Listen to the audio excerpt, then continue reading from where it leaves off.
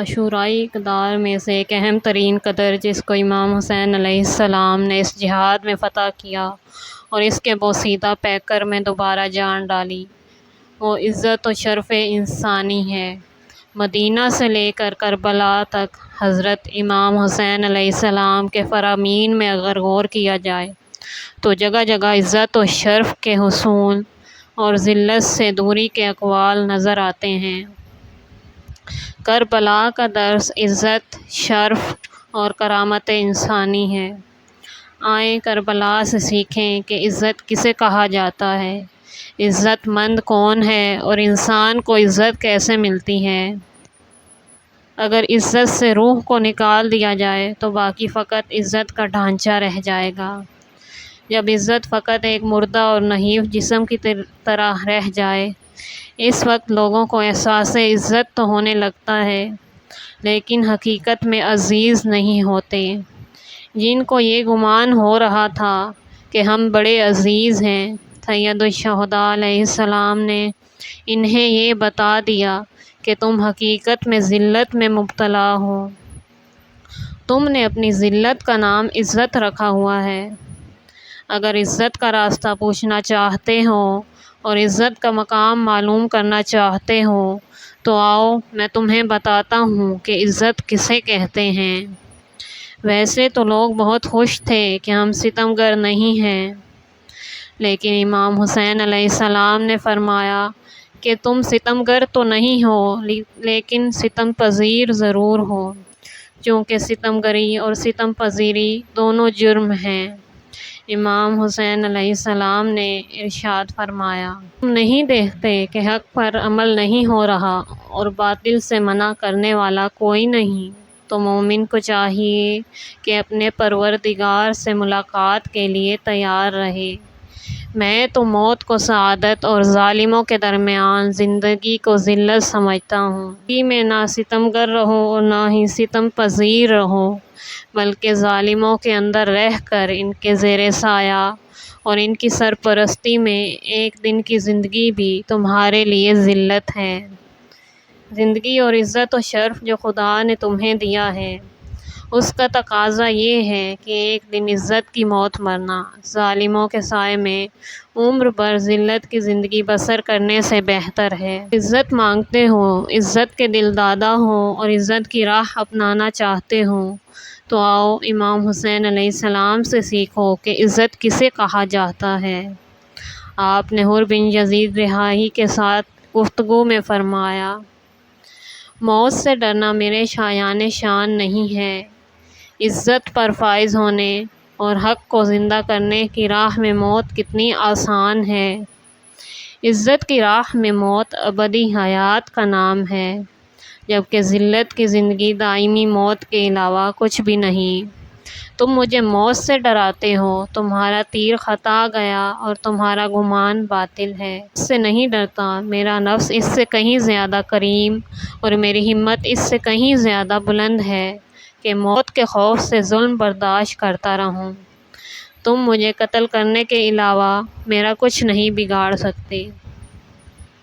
اللہ کی راہ میں موت کو ہم خوش آمدید کہتے ہیں، لیکن تم ہرگز میری بزرگواری، میری عزت اور میرے شرف کو ختم نہیں کر سکتے۔ جان لو کہ مجھے قتل ہو جانے کی کوئی پرواہ نہیں ہے۔ انسان عزت کا بڑا خواہاں ہے، عزت کا بڑا تشنا اور بھوکا ہے۔ اسے جان سے بھی زیادہ عزت پیاری ہوتی ہے۔ حتیٰ اپنی عزت پر آنچ نہ آنے کے لیے بعض اوقات اپنی ذمہ داریاں بھی چھوڑ دیتا ہے، اپنی عبادات، اپنے حقوق و فرائض سے روگردانی بھی کرتا ہے۔ جس معاشرے میں اقدار سے روح نکل جائے اور مردہ ہو جائے، وہاں پر اس قسم کے مشاہدات اور مناظر کم نہیں ہوتے۔ ہر گلی کوچے میں ہر فرد کو یہ تجربات دیکھنے کو ملتے ہیں۔ اگر کسی کو کہا جائے آؤ یہ آپ کا شرعی، دینی اور الہی فریضہ بنتا ہے، جواب میں کہتے ہیں جی ہم بڑے عزت مند ہیں، معاشرے میں ہماری بڑی عزت ہے، اپنے پرائے، دوست اور دشمن سب ہماری عزت کرتے ہیں۔ یہ عزت کا مقام بڑی مشکلوں سے بنایا ہے۔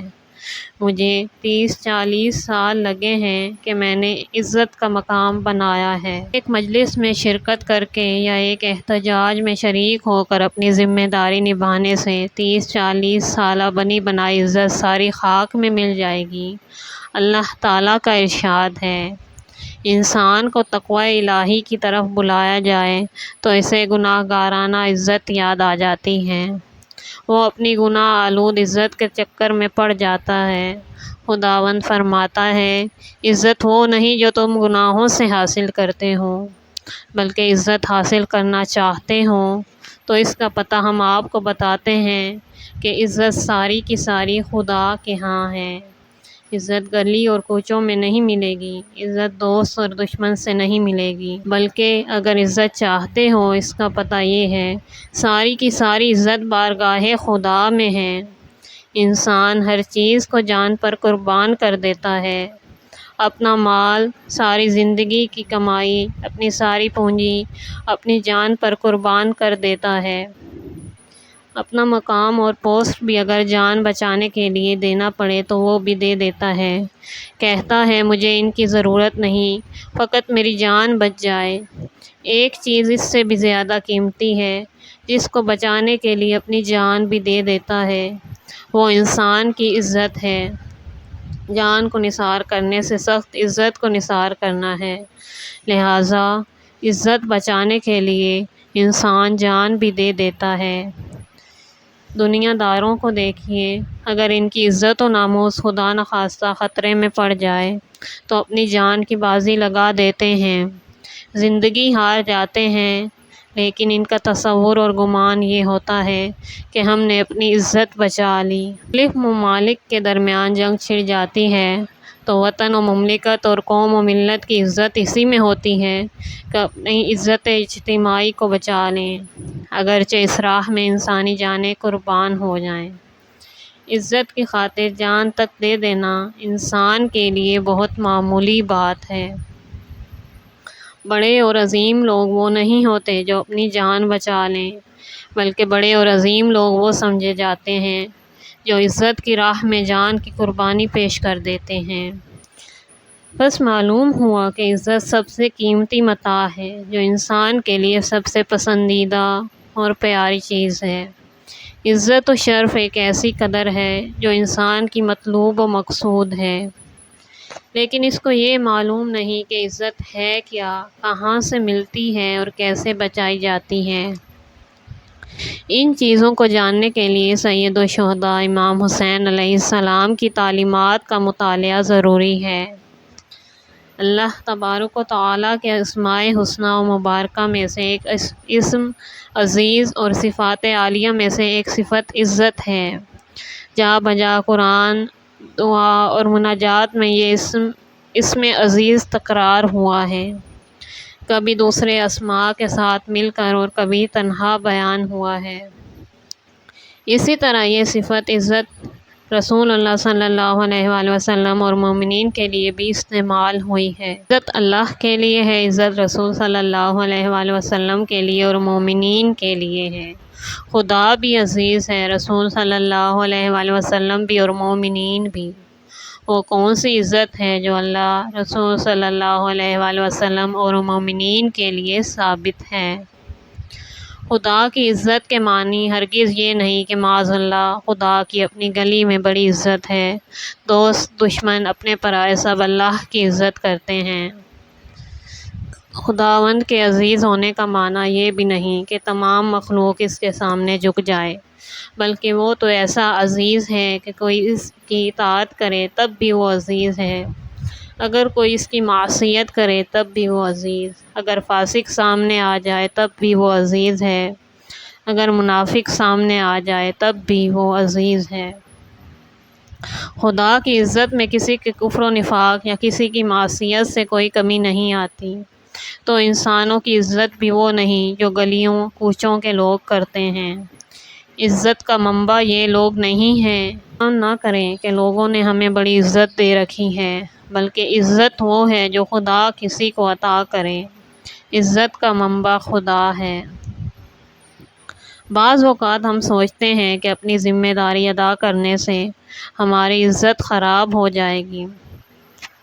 اس محلے میں بڑی عزت ہے، اگر میں نے حق بات کہہ دی تو جس کے خلاف یہ بات جائے گی وہ میری عزت کرنا چھوڑ دے گا، وہ میرا ادب اور احترام کرنا چھوڑ دے گا۔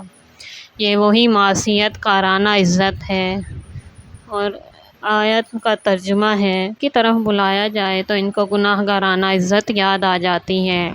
اپنی معصیت کارانہ عزت بچانے کے لیے شہادتیں چھپا لیتے ہیں اور کتمان حق کرتے ہیں۔ سید الشہداء علیہ السلام نے بھی یہی دیکھا کہ بڑے بڑے عزت والے مدینے میں بیٹھے ہوئے ہیں، فقط اپنی عزت بچانے کے لیے دین کی خاطر آواز تک نہیں اٹھاتے۔ مکہ میں بھی بہت سارے لوگ ایسے تھے کہ جنہوں نے فقط اپنی عزت بچانے کے لیے سید الشہداء علیہ السلام کا ساتھ نہیں دیا۔ کوفہ میں بھی بڑے بڑے لوگ موجود تھے مگر کسی نے ساتھ نہ دیا کہ عبید اللہ ابن زیاد بڑا بے غیرت انسان ہے، یہ لوگوں کی عزت کا خیال نہیں کرتا، لہٰذا اپنی عزت بچانے کے لیے فاطمہ سلام اللہ علیہا کے بیٹے کو کربلا میں تنہا چھوڑ دیا۔ یہ عزت نہیں ہے، بلکہ حقیقت میں انہوں نے اپنے لیے ذلت اختیار کی ہے، اس لیے کہ عزت وہی دے سکتا ہے جس کے پاس عزت ہو، جس کے پاس جو چیز موجود ہے وہی دے سکتا ہے، اسی طرح وہ ذلت ہی دے سکتا ہے جس کے پاس ذلت ہو۔ خدا نے جب عزت اور ذلت کو تقسیم کر دیا تو فرمایا منبع عزت خداوند تعالیٰ ہے، تمام عزت خدا کے لیے ہے۔ اگر رسول صلی اللہ علیہ وآلہ وسلم یا مومنین نے عزت پائی ہے تو اسی منبع سے عزت پائی ہے، لہٰذا عزت کے تین جدا اور مستقل منابع نہیں، بلکہ اگر رسول صلی اللہ علیہ وآلہ وسلم عزیز ہیں یا مومن عزیز ہیں تو یہ خدا کی طرف سے دی ہوئی عزت ہے۔ بعض لوگ اس بات پر بہت خوش ہیں اور فخر بھی کرتے ہیں کہ سب ہماری عزت کرتے ہیں، گلی کوچے میں، دفتر میں ہم نے اپنی عزت برقرار رکھی ہے، مسلم غیر مسلم، بھنگی چرسی شرابی بدمعاش ہر طبقے کے لوگ ہماری عزت کرتے ہیں، ہم بڑے عزیز ہیں، ہم پر خدا کا فضل و کرم ہے، یہ عزت خدا نے ہمیں دی ہے، اسی لیے تو سب لوگ ہماری عزت کرتے ہیں۔ اس کا ایک نمونہ یہ بھی ہے کہ لوگ رشوت اور حرام پیسے سے گھر بنا کر پھر اس کے اوپر لکھ دیتے ہیں ھذا من فضل ربی، حرام اور باطل طریقے سے مال حاصل کر کے اس کے اوپر تختی لگا دیتے ہیں کہ یہ فضل پروردگار ہے۔ لیکن سوال یہ ہے کہ کیا رسول اللہ صلی اللہ علیہ وآلہ وسلم کی عزت سب لوگ کیا کرتے تھے؟ کیا رسول خدا صلی اللہ علیہ وآلہ وسلم کافر اور منافق سے بھی اپنی عزت کروا لیتے تھے، مومن سے بھی عزت کروا لیتے تھے؟ رسول اللہ صلی اللہ علیہ وآلہ وسلم نے تو ایسی عزت نہیں کروائی، رسول خدا صلی اللہ علیہ وآلہ وسلم کو تو برا بھلا کہا گیا، رسول پر تو لوگوں نے بہتان تک باندھے، انہیں تو معاذ اللہ مجنون تک کہا گیا۔ گلی کے سارے لوگ تو حضرت صلی اللہ علیہ وآلہ وسلم کو سلام نہیں کیا کرتے تھے، بلکہ آپ صلی اللہ علیہ وآلہ وسلم پر کوڑا کرکٹ پھینکا کرتے، جانوروں کی غلاظت بھی پھینکا کرتے تھے، راستے میں کانٹے بچھایا کرتے تھے، تہمت باندھا کرتے تھے۔ اگر عزت کے معنی یہ ہوں کہ سب کے سب احترام کی نگاہوں سے دیکھیں تو رسول کریم صلی اللہ علیہ وآلہ وسلم ایسے نہیں تھے، لیکن خدا فرماتا ہے وَلِلَّهِ الْعِزَّةُ وَلِرَسُولِهِ وَلِلْمُؤْمِنِينَ، یہی رسول صلی اللہ علیہ وآلہ وسلم جس کو تم بدنام کرتے ہو، جس پر لوگ کوڑا کرکٹ پھینک دیتے ہیں اور جنہیں طرح طرح کی اذیتیں دی جاتی ہیں، بہت ہی پیارے نبی صلی اللہ علیہ وآلہ وسلم ہیں، بہت ہی عزت والے رسول ہیں، یہی رسول جس کا گلی اور محلے کے لوگ احترام نہیں کرتے، یہ بہت بڑی عزت والے رسول ہیں۔ اگر سارے لوگ رسول خدا صلی اللہ علیہ وآلہ وسلم کی عزت کرتے تو مکہ سے ہجرت کرنے کی ضرورت کیوں پیش آئی؟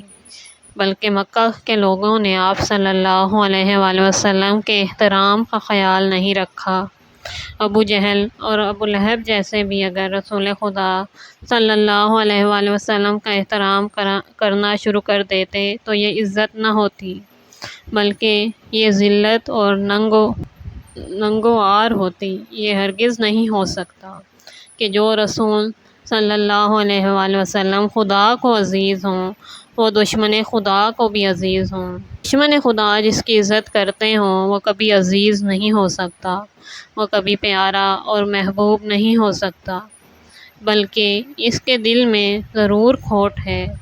اس نے مومن کو بھی خوش رکھا ہے اور کافر کو بھی خوش رکھا ہے، اس کے دل میں منافقت ہے۔ کچھ لوگ اس بات پر فخر کرتے ہیں کہ تمام شرابی، فاسق اور فاجر ان کا احترام کرتے ہیں۔ ان کو یہ گمان ہوتا ہے شاید کسی دن سفر پر جانا پڑے تو لوگوں کے ساتھ اتنا رکھ رکھاؤ رکھا ہوا ہے کہ فلاں شرابی وہ بھی میرے گھر کا خیال رکھے گا، وہ بھی میری ناموس کے مزاحم نہیں ہوگا، وہ میری ناموس اور میرے گھر کی طرف ٹیڑھی نگاہ سے نہیں دیکھے گا۔ لیکن سوال یہ ہے کہ ان شرابیوں، فاسقوں اور فاجروں نے حسین بن علی علیہ السلام کی عزت کیوں نہیں کی؟ کیا حسین بن علی ان سے اپنی عزت نہیں کروا سکتے تھے؟